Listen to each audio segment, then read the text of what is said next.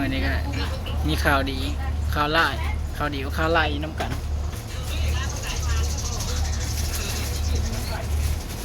เมื่อนี้หลังจากที่เวียกนักเนาะโอเคเป็นการเลี้ยงเบียร์ลังหนึ่งแล้วก็พี่เป็นซื้อกับปุ้นซื้อกินตอนนี้กำลังเฮ็ดกินมาลงเลยแล้วว่าพี่น้าขับปุ้นนะพี่กำลังเฮ็ดน้ำจิ้ม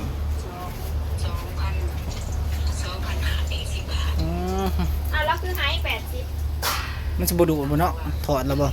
เงินข้างแล้วตกลงไงน้ำข้าวปุ้นนุ่มจีนขนมจีนด้วยใช่ไหมฝีมือใครเนี่ย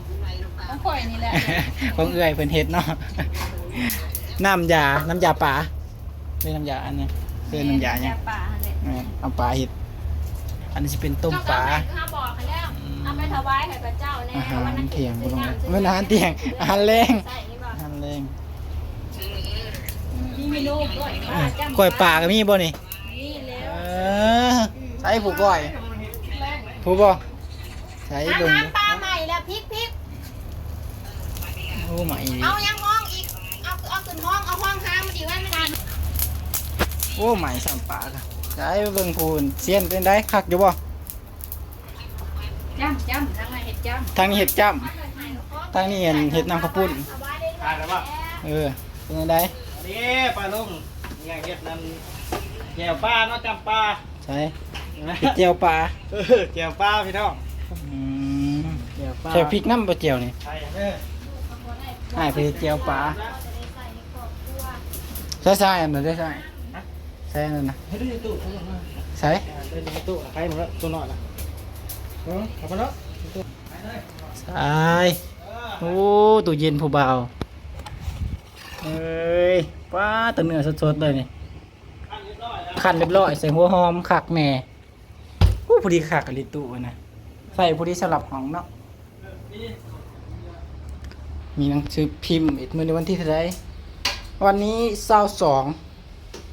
ใส่22นี่22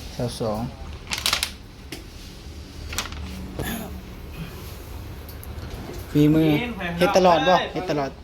เฮ็ดกินตลอดบ่เฮ็ดกินเองอ้ายเพิ่นว่ามื้อนี้อยากไปตลาดไปซื้อปลามาจ้ำเพิ่นว่าได้ ก็เลยแบบบ่ได้เข้าตลาดซื้อปลาจ้ำซ้ำได้จ้ำโลดมาถึงได้จ้ำได้พี่น้องเอ้ยมันชื่อมาเฮ็ดกินทางนี้ชื่อมาเฮ็ดกินโอเคเพิ่นเลี้ยงแม่นี่ใส่เอื้อยนี่โอเคเอาเลยรับพี่จับมือแม่นพี่เพิ่นนั่นเพิ่นมีข่าวดีพี่ก็เลยว่าเลี้ยงข้าวปุ้นว่าซั่นมี FC เพิ่นว่าอยากให้กินข้าวปุ้นนั่นเลี้ยงข้าวปุ้นเลี้ยงปลา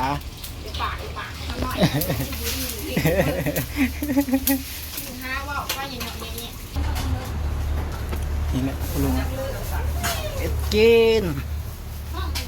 ปุ่นเรียบร้อยหลังจากเลิกงานโอ้ลืมซื้อสำเนาะลืมซื้อนะไปว่าสิซื้อเอาได้ใบลอตเตอรี่ผัดมาเลยลืมซื้อน้ำเป๊ปซี่บ่จะกินเบียร์บ่ได้กินเบียร์บ่ได้พี่ซื้อมาอยู่ได้น้ำเคียวขวดหนึ่งโอ้ยมองอันปลาใหม่ไผ่เด้อปลาใหม่ไผ่ได้ครับปลาใหม่ไผ่ปลาใหม่ไผ่ไผ่มันแห้งเนาะขากกะลิฐานนี่มีดข่อยนะอันหนึ่งนะเสียอีกแล้วพัวข่อยนี่เอาไปปาดอันเนาะมาแล้วบ่เขาว่าเขาขอบหมูข่อยแล้วข่อยจึงยังง่ายจะข่อยซื้อมีดนี่กินสิว่าย่องมึงมีอันเดียวนี่บ่ย่องซอยก็เห็นหลายอย่างมาลงไงเป็นแถวไปเลย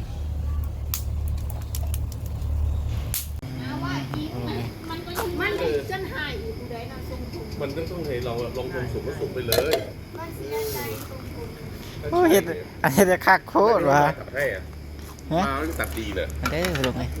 เด้นะครับแล้วมีตองเดิมว่าแม่นบอกน้ำข้าวปุ้นนี่แล้วต้องเดินจะฟัดเป็นเดี๋ยวหมด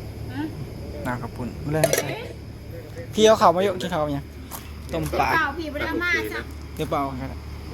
ไม่อยากตัดให้ใครกินข้าว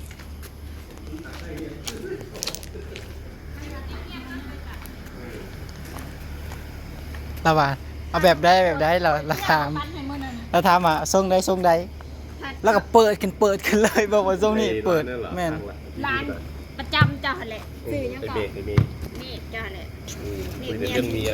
ไอ้ วันพี่ไปล่าสุด ได้แล้วบ่ไอ้ อันนี้ ได้ ก็ เลย ทำชมยังก่อน จักโมโหเลย ลากไซ เดี๋ยวคนอื่นมัน ลากไซมันต้องเอาขึ้นสูงๆสองข้างนี้มันล้ามลงในตัดอันนี้หอมๆเขาโมเมนต์ที่เห็นแบบนี้ ตัดมันโอ้ เอาใหม่ก็ได้พรุ่งนี้ก็ตัดอีกรอบ โอ้ว้าวเด้อ จำปา แก้วบันนี้นะ ถ่ายคลิปมันนะ ถ่ายคลิปใช้ไฟมันสว่าง ใช้ไฟ ทางนั้นมันก็ไม่เห็นไง หึกินเลย เขาอิ่มเมื่อไหร่แล้วแต่โต๊ะ มานั่ง เดียว นี้ดิมานั่งนี้ไฟ เขาต้องเอาขึ้นสูงๆข้างนี้นะ เออ เอามาเรียบๆมานั่งไหมครับ เราแก่แล้วสายตาบดีชอบเผาแล้ว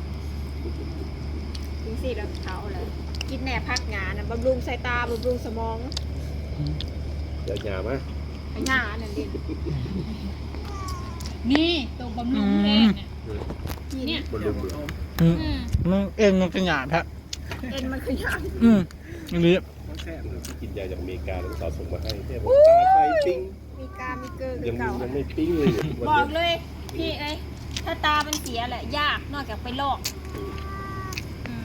ยัง ไปลอกตาเถอะเป็นยังถ้าอยากมองเห็นเงียบยากด้วย ไม่กินก้างเอาก้างออ เอา ก ปลานี่ลูกนี่นะแม่นี่อันนี้ คือ มันก็กินเด้อกลางมันกินบ่ได้ มันจะตำล้อรถ อันมาคอนมา เอาคิด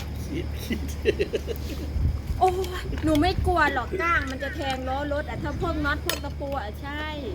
ก้างยังไงมันก็ไม่แทงโดนตีนคน มันแทงตีนเจ้าของคอยอยากคิดจังสั้นแหละคอยอยากวางเพิ่งไว้อาจจะย่างบ่ได้จาก3 เดือน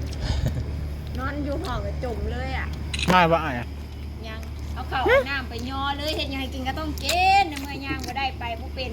เกี่ยวไข่สู้มือละคอยค่ะ เอา3 เวลาไข่ไว้ซื้อไข่เอาไว้จาก3-4 แผง พี่เรียกคุณว่าคุณมีให้500จะจับอร่อยที่ไหนนี่ คนเดินไม่ได้ยิ่งกินดีวะหาลอยอยู่ใส่หาลอยอยู่ใส่ ปวดตกมาลงไงกับโอกาสถ่ายลายกับโบได้ถ่ายลายมาลงไง